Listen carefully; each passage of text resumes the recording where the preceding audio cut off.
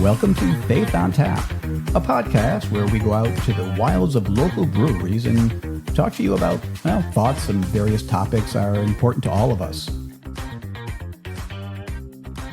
And we are back at Counterweight Brewery in Cheshire, Connecticut. I'm really enjoying the beer we're having. Of all the breweries so far, this is my favorite in the podcast, and it is called a Fresh Brew, which is a coffee porter. And it's nice. It's not sweet, which is kind of refreshing. What are you having, Liz? I'm having the same thing, and the whole sweetness is a big deal. Beers that are too sweet, to me, it tastes like failed ice cream. It's just like not a good idea. So I like that it isn't sweet, so it still has a lot of beeriness about it. I'm digging it. And I see you're going with a dainty glass. What kind of IPA is that? I don't know why they put it in a wine glass. I can't figure that out. But it is their Crucial Mass double IPA, and it is one of the more smoother double IPAs I've had in a while. So it's good. Yeah, they definitely do a good job with the beer here. Yeah, so we give 3 thumbs up today. And what would be something you would do in life if you knew you wouldn't fail? And again, it's a fairly open question. I guess the failure is the big part. So where do you think this is going to go, Liz? I think people are going to end up talking about things that reflect who their heroes are. Maybe they would try out for different sports. That's who they tend to think about, or performers and entertainers. So I bet we'll hear a lot of people saying, oh, I would definitely be a football player, or I'd be on Broadway, or something like that. My guess is they'll tip their hand of now who they admire. That's just, I wonder if it's all going to be associated with like career orientation. Like I would try, if there was no failure, what would I pick? I'm not quite sure. Well, we'll have a chance to ponder that for yourself later, but I'm not sure it's going to be a money thing. It'll be money, fame, or excitement. I don't know. That might be something else, but putting people on the spot is always pretty difficult too. But yeah, right. All right, let's go around and see what they have to say.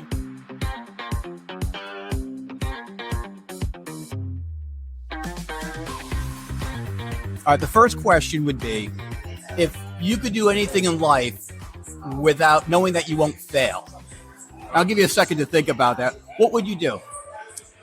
And if either of you have an answer to that, I got it. All right. So your name? Brian with a B. Brian. And He's Ryan with an R. That's fine. Awesome. All right. So what would you say? Ski instructor out in the Western Rockies, seasonal work. And you have to follow up. Why would that be something that you would love to do? Well, I love to ski. The idea of just kind of like laissez-faire vibe of that whole lifestyle is a thing I would aspire toward, and knowing that there's, sort of a consequence-free success rate, that sounds great. All right. Then the big question is, why aren't you doing it? Oh, this is fun. I'm a career counselor, so this is like stuff that I would ask people, actually.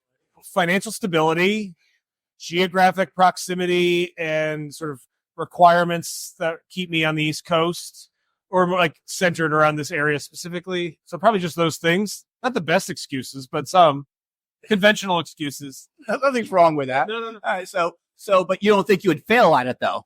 If you were to do that, you wouldn't fail. No, I like to ski. I love to ski. I like dealing with people. So it checks all the boxes. Yeah. I love it.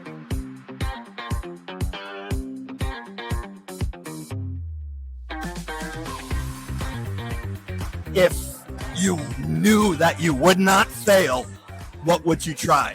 Oh, I would play. I don't know if you are familiar with the cricket game. I would Yes. play cricket. Professionally, I would assume. Yes. Yeah. Like, have you grown up watching cricket? Have you played it amateur-wise? I've grown up watching, and I also played. Oh, really? Yeah. Nice. Yeah. Nice. So, cricket star. Yeah. How about you? I'd learn how to surf. I'd like to go surfing every day and just have that. So learn how to surf. Yeah. Like something as simple as Simple as that. I think As it'd be very, surfing. Wow. I'm older, so that'd be pretty good. and so you don't want to break any bones. You don't want to Exactly. There you go. That's the concern. So extreme sports kind of, but Exactly. Yes. Cool. Excellent. Well, thank you guys so much. If failure wasn't an option, what would you do? I would start an awesome company. Like what kind of company? I don't know. I have a lot of different ideas, but I would just go for it. And So what would make it awesome? where people are happy, where I'm happy, making a lot of money, not working, gee, I don't have to work for the man. I could just do my own thing. Right. Yeah, I would just start my own company and just be like, yeah, I got this. Well, don't have to worry about debt, going into debt, right? Bankruptcy. Yeah. Failure Don't is have not. to worry about my family. I would just go for it and just be like the most inspirational CEO. That's what I would do. And so you're looking to change the world Yeah, through your company. Yeah, I don't know. Something. That's an awesome dream. Yeah, I I mean, don't know. come That's on. what I would do. If failure was not an option, I would do that. Failure was not an I option. think a lot of people are like, I don't want to start a business. It's really scary. If I knew that it would work out, I would just go for it. So is that what stops you from starting an awesome business now? Yeah. Fear of failure? Yeah. Well, why are you afraid of failing? Because you don't feel like you're good enough to do something. You don't have the capital. You don't have the resources. You might be at a different point in life. So it's always like, well, there's never a good time to start because you just don't know where life's going to take you. So And so this is now your perfect time to start. ideally, yeah. Yes. Ideally, yes. I would See just that? quit my job and just like go for it and just And so what would be on the spot? What would be your first choice for a business? I don't know, like maybe like something around like traveling, Oh, nice. offering cool experiences to people, or maybe something in tech that's like innovative, but I don't know what that would be. Do you like to travel? I do like to travel. Do you like to travel? So take Yeah. that passion, give it to other people. Yeah, and just be like, I don't know, such a unique travel experience. I don't know, something. All right, you ready for question number 2? Because question number 1, that was a good one. Let's hear it. All right. If you did not have to worry about failure at all, what would you try or do? If you did not have to worry about failure. Failure was not an option. I mean, is failure the thing? Is fear of failure the thing that's stopping me from doing the thing that I want to do? I don't know if that's what's stopping me from conceptualizing the thing that I would want to do. If I were to imagine, I'm not even sure that I reckon with the future possibilities that I could even have. It's not failure that's stopping me from doing the things I want to do. It's just sort of the pattern of everyday experience, just moving forward in that direction. So I'm not even sure that I think failure even comes into it. I mean, when I think about failure, I think about fear. Most of the fear in my life is usually just related to being boxed into like a space that's comfortable. So, I mean, I guess what would I do if I wasn't afraid of it? I guess I would just do more of the things that I wanted to do in general. It's not even something big. It's not that there's some big thing out there that I want to do and I'm afraid of failing. It's more that I'm just comfortable in the space that I'm at. And if only I would step beyond the bounds, maybe my everyday life would be more interesting. I think that's probably it. I think I'm just very, very comfortable in the space that I occupy, and maybe I should take more time to expand beyond that. And what does that look like for you to take a step beyond the bounds? I mean, all of us wakes up and we all do the same things we do every single day, right? I'm not sure that I could not do those things. Like, what would I be doing if I weren't doing the things that I did all day long? I guess, right? I guess that would be it's authorship, right? It's self-actualization in the realist sense, I guess. Moving in that direction. Really examining what you could be doing were it not just this comfortable thing that you would be doing. I guess I'd have to say that, right? Really reconceptualizing what my life could be as opposed to just sort of optimizing what I have, I guess, in that sense. I think I'm more of an optimizer as opposed to like fully really conceptualize. So you want to dream big. And it's not even that I want to dream big. I guess I wouldn't even do it because it seems dreams are what other people do who have opportunities available to them. I'm sort of just, I'm living my life. I'm not dreaming. I'm living my life, I guess is what I would say. Do you have any dreams of something that in the future you want to achieve or you want to get to? I'm not even sure. No, I wouldn't even say that. I wouldn't say no, there's a thing that I dream about. I think we all have hopes that things will be better. But I wouldn't say that there's an actual concrete thing that I'm reaching for, dreaming for. No, I wouldn't say that. I think I would just mostly say that like contentment in that abstract sense. That's what mostly I'm looking for, contentment. Yeah. Cool. Perfect. Well, thank you guys so much. Oh, Very super much fun. appreciated. Questions. Thank you.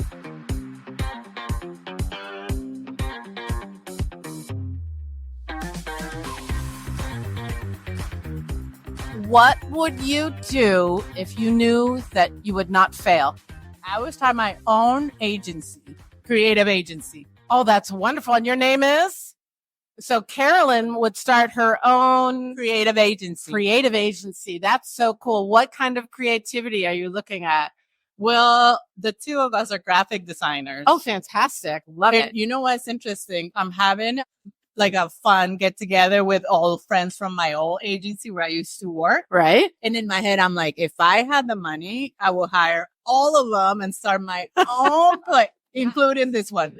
So what does a creative agency do? I'm curious. Oh, we would do everything. From brand to websites to anything that's needed. Oh, that's social really media. cool. I love it. Research for if you have a product, we will help you. In your not fail universe, what would you want to name your business? What would we call this? It's something that I always have in mind. It's just not like I'm not afraid of failing, but it would be too much responsibility in my hands to have like all these people work for me. For sure. But I don't know what the name would be, to be honest. Well, it's something to ponder anyway. So now it's worth like investing because it seems like that's part of your heart. I know. And I mean, like, I gotta say, your face lit up when you started talking about it. You're now working. You work for an in-house department, correct? There's a difference between having working for an agency and working in an in-house department. So you work for an in-house department for a corporation, pretty much, which is great too. Just the thought of having your own clients who trust you and who actually paying you and putting their brand in your hands. Oh, that's beautiful. Wonderful. You're so excited about it. I love it. Yeah, because I always have that dream. But right now, you gotta pay bills. Yeah. You got a kid going to college. Yeah. So I'm like, gotta stay steady here. But one day we can always only dream. And you have a little bit of time to come up with a name. Exactly. Well, then I'll look for you and say, I have a name. Okay. Yes, absolutely. Find our Facebook page and say, we got a name now. That would be fantastic. So did you come up with something that you would? Actually, yeah, when she said it. Mazzy. Oh, Nancy would like to open up her own little like gift shop and sell a bunch of like artisanal gifts. And I would love to make my own soap and candles. And you make soap? Trying Sure, I to. make soap too. Oh, you do? Yes, I do. Yeah, if I could have a little shop and sell all that like little stuff and plants and like coffee, and that's all I want to do. You got a little bit of a hippie vibe going on. So I can dig it. Yeah. Pretty cool. No, that's beautiful. Do you ladies live in Connecticut? We do. Yeah. Yeah. Okay. I live in Western. Awesome. Thank you for playing along. And that was you. really great. I appreciate it.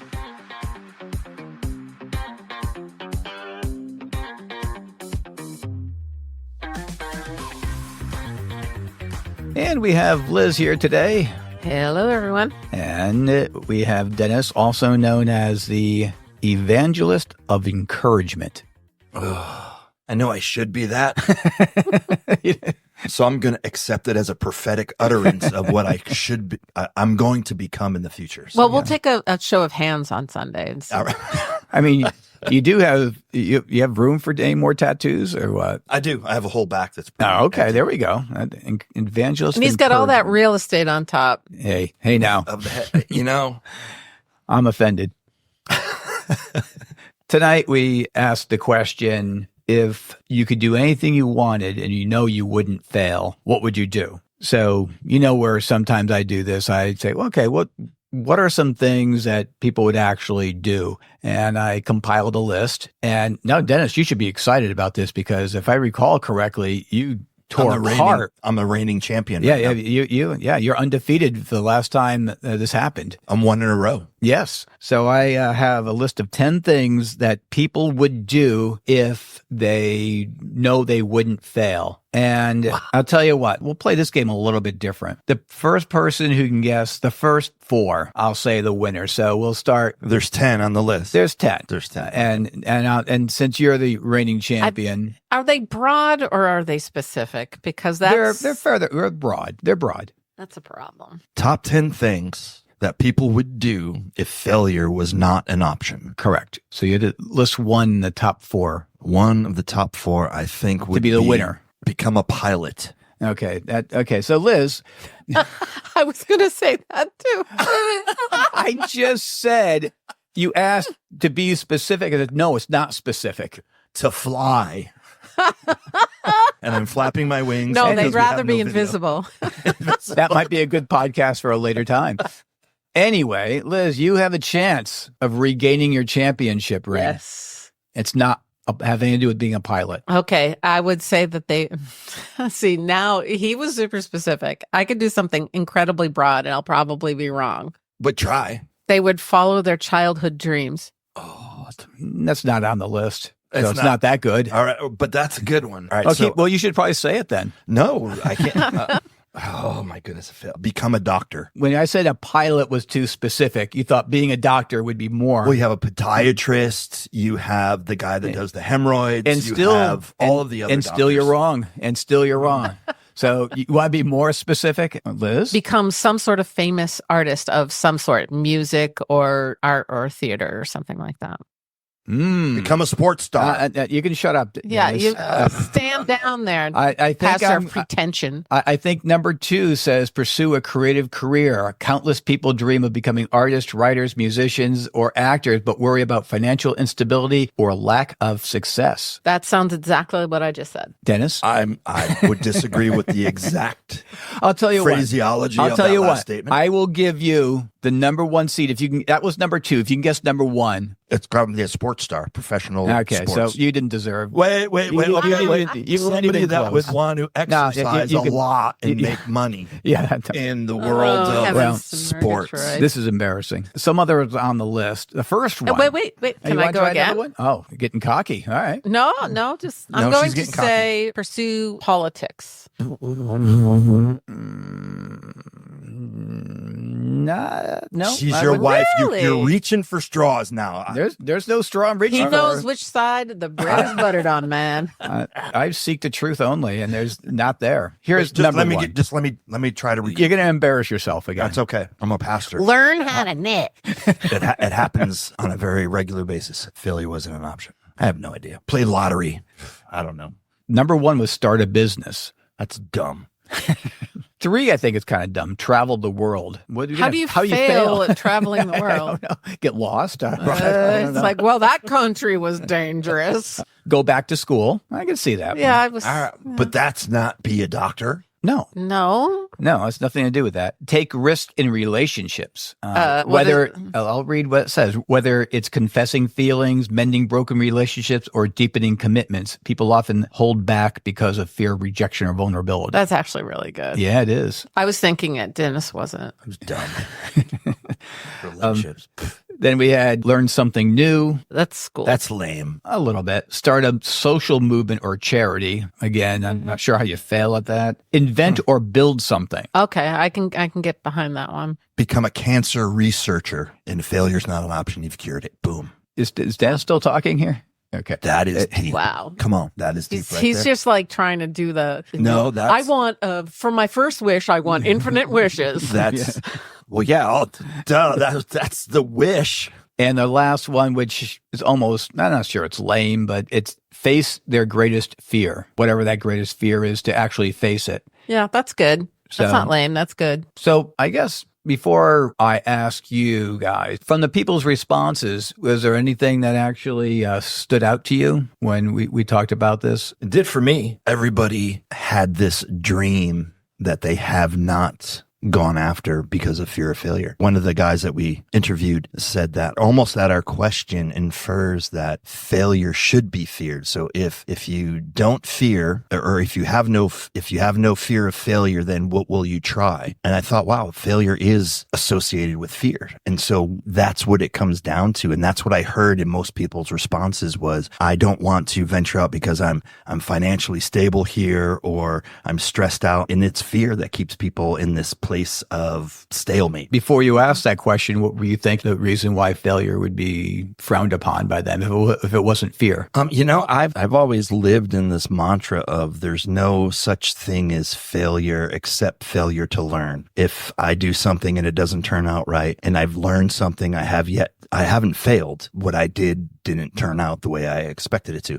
And so in that, I didn't think that fear was going to be the main, what I interpreted as the main emotion that was associated with failure. Let me ask you, because we go up to the breweries and we go ask people, a lot of times we'll go solo to a table. I don't think any one of us looks forward to that march to the table to ask them. So what are we fearing at that point? Well, a fear of rejection, fear of failure. Yeah, that's what I'm saying. So So, what's that it's- mantra you've been telling yourself? and it's no longer, what is failure? In a few weeks, we're going to air a podcast where my question to a couple people failed miserably, laced with profanity and unusable material. And they did some profanity as well. Well, yeah, and I had to, had to keep it up with the Joneses. So I don't know if it's fear that leads us in that aspect, or is it just apprehension? Just like I got to go talk to people, and But why are you apprehensive about doing it? out of the comfort zone? I'm not sure fear is that we've overcome those fears because each of us have gone every time. I don't want to do this, but here we go. Yeah. So it's not a fear that just kind of robs you of all motivation and or ability to perform, but it's an apprehension that says, okay, I'm out of my comfort zone, but I'm going to do this. Well, I guess the way I look at it, the fear of failure would be, for me anyways, pride. If I am being shot down, that's a direct assault on who I am, and my pride would get hurt, which is obviously the wrong way of doing things. Mm-hmm. And that's why I do go up, because that's something I always had to deal with. And I'm saying, okay, well, this is one way. The whole idea of salesmanship, I always say I hate the idea of salesmanship, because I don't want to be rejected because, well, I think I'm right. If they reject it, then my pride is hurt. And I'm not proud of that. I'm just being honest with you. Yeah, pride plays a big role in it. But Pride a plays failure. a big role in failure. Yeah. I don't want to fail because, as a pastor of a church, when I fail in my pastoral duties, I fail amongst a lot of people. A lot of people see, oh, oops,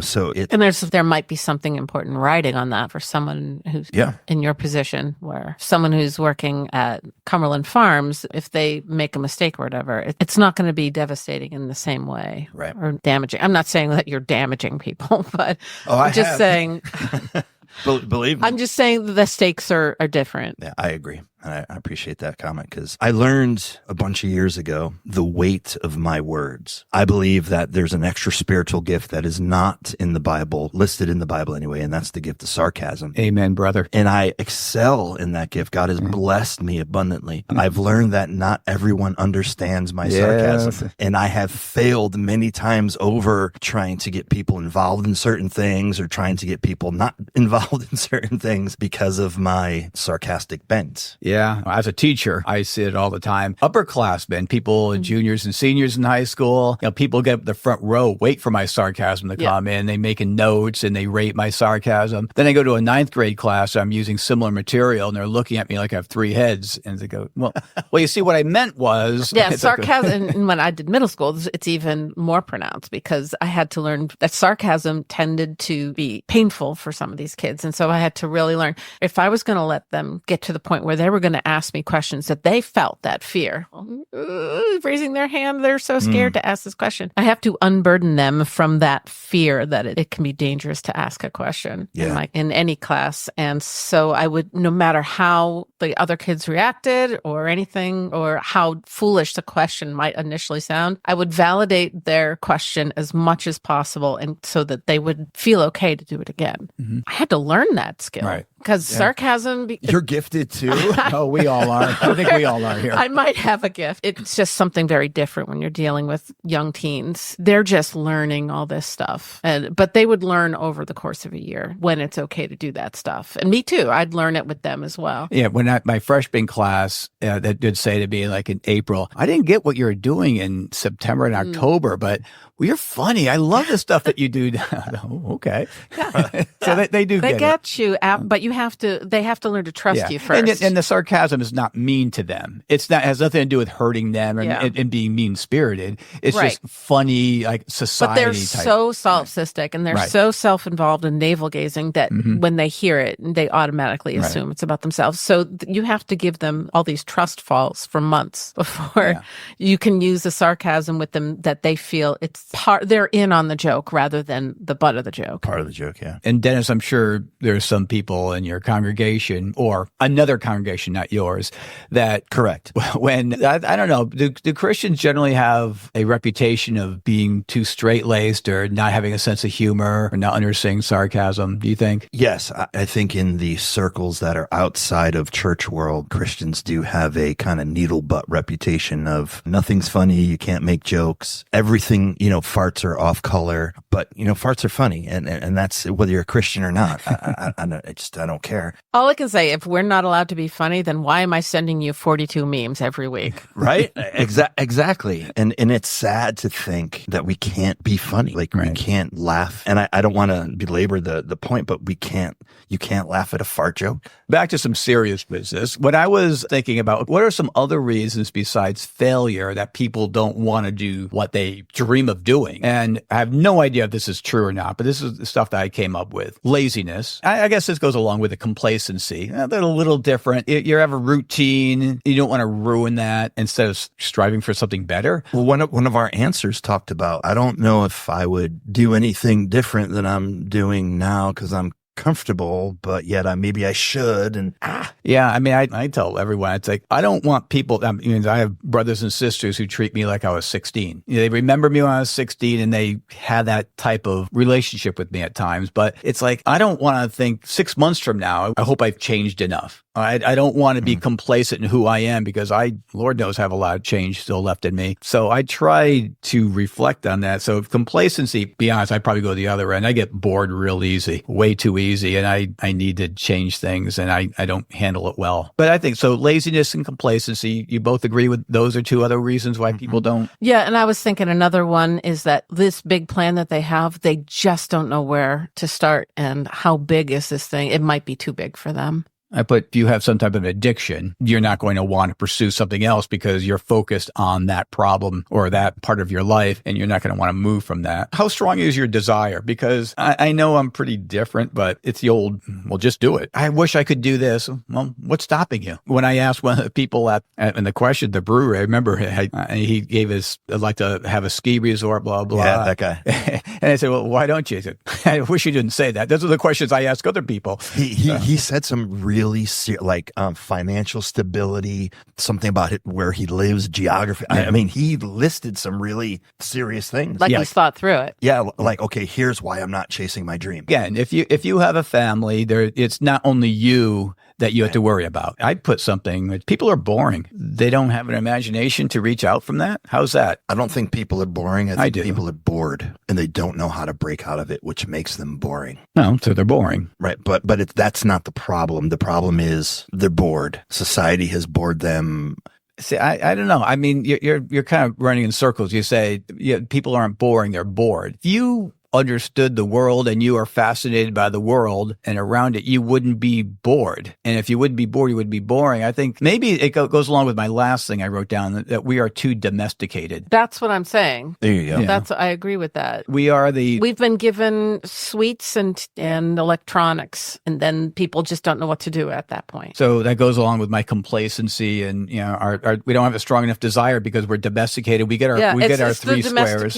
Yeah, I've had two different types of turkeys. One is the heritage breed, which are like quasi wild, and so they're smaller, they're more intelligent, and they kind of like do their own thing. And now, so I don't have them anymore, but I do have the meat birds for Thanksgiving out there, and they are not the same. They are deeply, deeply domesticated. They're not smart. They don't need to be. They don't need to be smart. They will do whatever you tell them, pretty much. They're very complacent. With the other birds, they'd argue and complain, and they would bicker. And these boys, they're like burp, burp, derp, derp. Domesticated. And they're also, they're terminal. The other birds were pets more than anything else because they actually had personalities. These guys have one personality. And that's the same thing. We've domesticated our children in that context. Absolutely. That's what I'm seeing. I used to, one summer we lived on Swan Lake, I had to do my chores before 9 o'clock in the morning. And at 9 o'clock, I was able to leave the house, and I would leave the house for the entire day, not check in for the entire day. Oh, sure. Mm-hmm. And then when the street lights came on, I would have to be home. Right. Never checked in with mom and dad. And it was just adventure after adventure Exactly. after adventure after adventure, fishing, canoeing, swimming. That's the 70s and 80s, yeah? Yep, Yeah, we all lived yeah. like that. It was great. Now we had to have play groups, and you had to go to this at this time, and don't forget this practice at this time. It's all regulated. It's kind of sad. It's challenging. Yeah, and I mean, I hear people who have animals. They talk about this. If you took a wild boar and you put a fence around it, it would try to get out like crazy. Well, the wild boar has babies. You bring it in, you coddle it, you nurse it, and you give it a pen. It gets more comfortable. And generation after generation, that's how you domesticate animals, basically. And you give it the comfort. And sadly, in my opinion, we value safety over freedom now. Well, you know what I'm going to ask you, because we asked the questions, and I know you must have thought about what you would say. What would you do differently if you didn't fear? So I would be a church planter. I would just plant church after church after church. If failure was not an option, and that means you'd be like Paul. Exactly. I would. I would take that. I would take that mantle and I would go and plant churches. What stops me from planting churches? Fear of failure, fear of finance, fear of time, fear of domestication. Well, something I've thought of for years, everyone has a bucket list. And one thing I would like to try is stand-up comedy. Come on. I would go to that.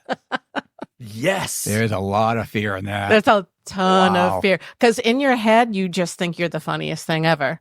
Then you say stuff and it's wah, wah, wah. Yeah, in school we had a couple guys, that we would try our material out For sure. on each other, and Yeah. and then I'd bring it to the classroom and would write notes as like a comedian and add this to it, Yeah. or don't do this, and that's how you get your jokes for the next class. But we try our material out For sure. because we always think, when I go on tour, I do the college circuit, I'd say, Yeah.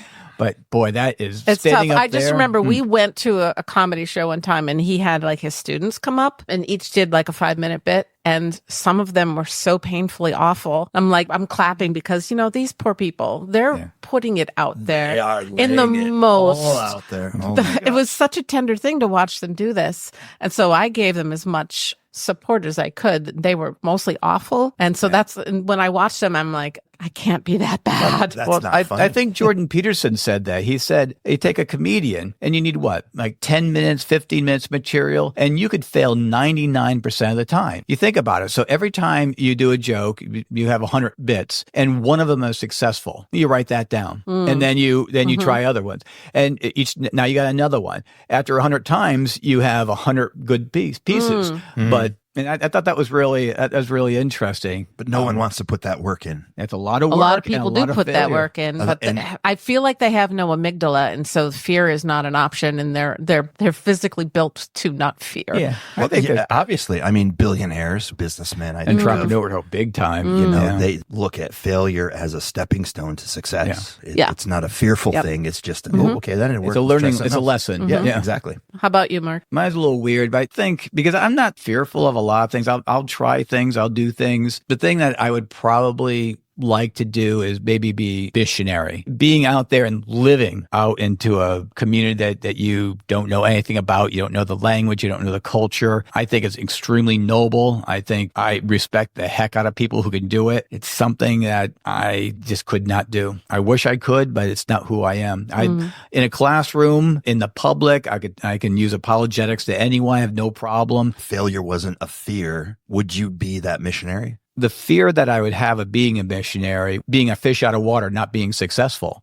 And it's like, what am I doing? I just risked everything for something I'm really incompetent of, and I'm not really serving God. I'm not sure why I'm doing this, and all the questions that would come. Yeah, that'd probably be mine. Any last thoughts on the people we talked to had on you? They all seem to like thinking about it. I feel like it awakened something in there. Well, I think people like to dream. Yeah. But the dreaming And is just we were dreaming. we were tapping into that, and a lot of them were like getting really kind of a little ooshy about it, which is kind of interesting. At least the people I talked to. One of the ladies I spoke to wants to be an inspirational CEO. Like, she didn't know what kind of business she wanted to start. But she wanted happy employees and making money and changing the world. I'm like, That's beautiful. that's awesome. Yeah, I like it. All right. It wraps up our show. Thank you. Thank you. Thank you.